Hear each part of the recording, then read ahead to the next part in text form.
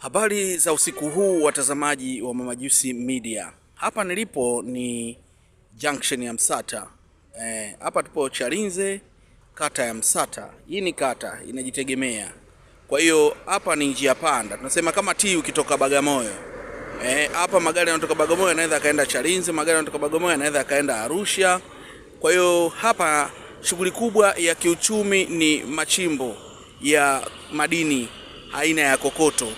Kokoto ni madini kama ulikuwa utambui. Kwa hiyo kokoto inachimbwa sana mahali hapa. Hapa ndio uchumi wake uliosimama. Hii yote hii ni Chalinze, wilaya ya Chalinze au halmashauri ya Chalinze.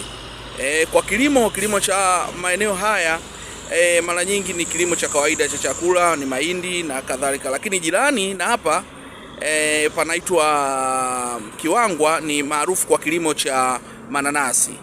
Kwa hiyo wananchi wa Kiwangwa uchumi wao ni mananasi na biashara ndogo ndogo zinazozunguka pembezoni mwa barabara.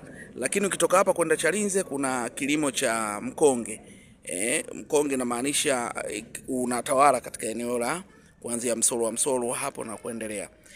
Sasa kitu ambacho nataka nikuwafahamishe hapa, mazingira hapa na uchumi wake mkubwa ni biashara. Lakini wananchi baada ya kuongea na wawili watatu, wana malalamiko ambao wanapenda kuyawasilisha, kusema kwamba umeme kama unavyoona ni giza hapa leo. Hii muda naopiga picha hii ni saa 8 ya usiku. Saa hizi ni giza.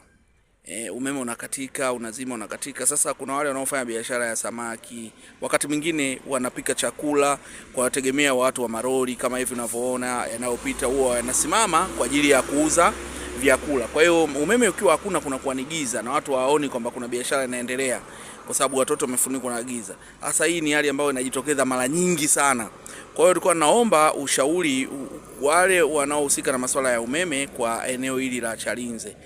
Jamani, watu wanalalamika sana Msata, umeme umezidi kuwa too much, unakatika sana.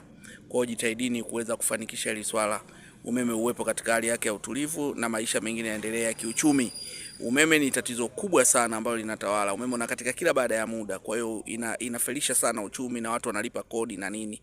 Ni hayo tu ambayo nimewasilisha, uwezo ukiwepo kwa ajili ya kuweza kurekebisha hiyo basi utendeke, ili mradi mambo yaende kuwa sawa. Watu wanaipenda sana nchi yao, wanapenda uchumi wao ukue, sio urudi chini.